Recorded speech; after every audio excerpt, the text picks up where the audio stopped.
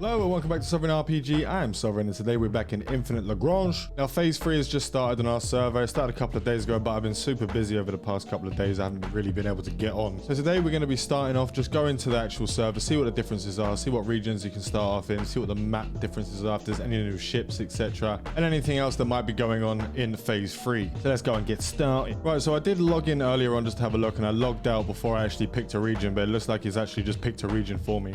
But what happens is there's 9 regions all over different places on the map when you get into the game and you get into the phase 3. You get choices to start on the outer region, you can start on the inner ring, or you can start in the mid rings over here all the way around, and in some of the complete outer rings like where I am in region 5 over this way. There are 12 regions on the phase 3 map. More to do with some more nom-noms to fight over, so that's always good. Now I'm going to be joining an actual union for this phase, so we're going to be doing some city fighting. I'll do some videos on some city fighting, I'll do some videos on PvP, etc.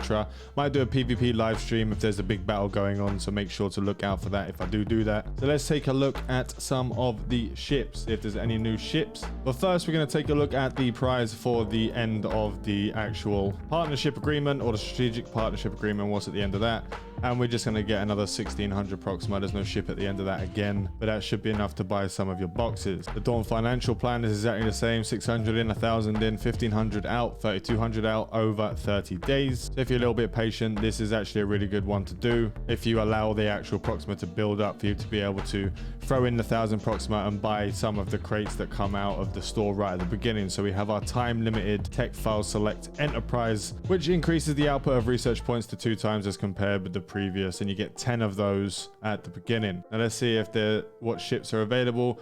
It looks like there's none of the standard shitty ships, so if you buy these, what the hell is that? Railgun type. That looks like it does pretty decent damage. Got decent shield and armor stats. Sorry, HP and armor stats. Don't know why I bloody said shield. Decent speed. It doesn't look like it's going to be anything spectacular, but there are other variants you might be able to unlock. There could be energy variants, etc. that might be pretty tasty later on. So we have that so far. What other things do we have in here? We have nothing added to the battle cruisers. I can't see anything. Oh, there we go. Aldabra. What a weird ass name. It's a heavy cannon destroyer. It looks like it's basically the smaller version of the Chimera. Along the same lines, it's going to be obviously the same company that does it, I guess. Yeah, Noma. So that's why it's going to be like the destroyer version of the Chimera and the Spear of Uranus. The actual DPS on that's not too bad, and it has the Fortress battery system in it, so that's actually a pretty decent weapon. It's got a grade A in anti-ship capability, and in survivability it starts with 30 armor. Let's have a look and see if it has any actual. So we just got cruising speed and warp speed. What's it got on the defenses wise? Let's have a butchers. On defensive wise, it's just got increased physical resistance and HP. It's just a destroyer. It won't have massive amounts of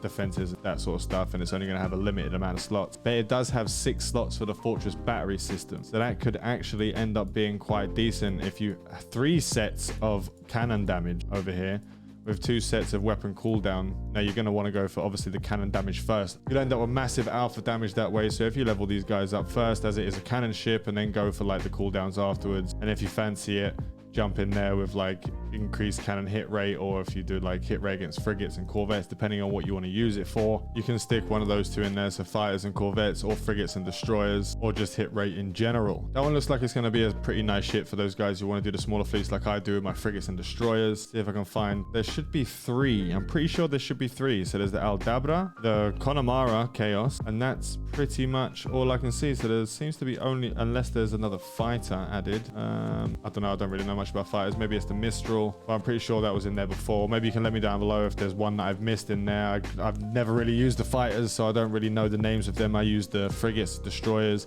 I use some of the battle cruisers, mostly cruisers if I'm doing PvE stuff. But honestly, the Connemara just looks like a budget version of the IO with no energy weapons. It's only got the 2 railgun damage. It's got it's got the cooldown systems, hit rates against cruisers, and it's got siege damage multipliers, increased system HP by 7%. I mean, that's not really the biggest of deals. Getting a pop-up from, I need to delete that. Got single weapons and a system to focus fire on a single target and reduces cooldown by 80%. That might be a pretty decent strategy to use. It starts off with a pretty decent amount of damage straight away, 12,960 on the cruiser. If you compare that to, for instance, the Chimera starts off with 15.8, and if you do it with the light cone starts with 14.1, and the IO starts off with 20,000 because it's an absolute monster beast and everyone should love an IO. So it's not not massively high on that, but it does have higher on the... There's nothing really spectacular about it.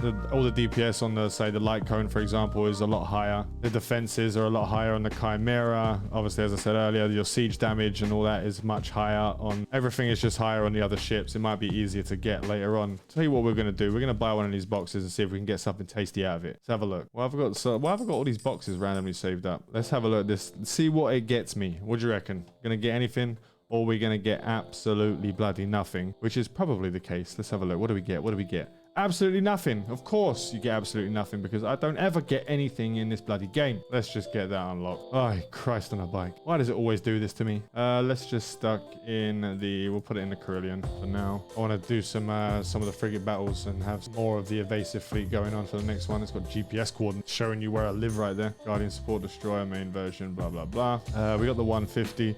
Let's chance the 150. Maybe it'll give us something tasty. Yeah, well, who am I kidding? Have a look. See what happens. Doubt it's going to be anything. And we have got absolutely shit all time job. So all the Proxima, I'm just going to go and use all the Proxima to grab those 10 450 boxes. Hopefully I'll get something out of that in the future. But that's some of the new ships that are going to be available in there. The chapter rewards have already started. People have already started smashing everything as we're going through. 70% of the 50, destroy 50 of the level 1 and above privateer building system, the bases. We're on the way to that. Pretty sure all of this stuff is just going to be basically all exactly the same as it was in the previous. Level 6, construction, level 7. Yeah, it's pretty much no difference there. It seems like actually if you go into, so if we zoom out some more, go into Galactic Map and have a look, it does seem like there are more cities than there were previously. So we're going to be having more stuff to fight over as there's more regions. There's going to be more cities. This list is going on for a long time. I mean, I'd have to actually count them all to be able to figure out what is what and how many is going where. But now we've gone into the new, it's sort of going into the new phase. All of the additions for the brand new servers, they're going to be added to the game. We're going to be attacked by different,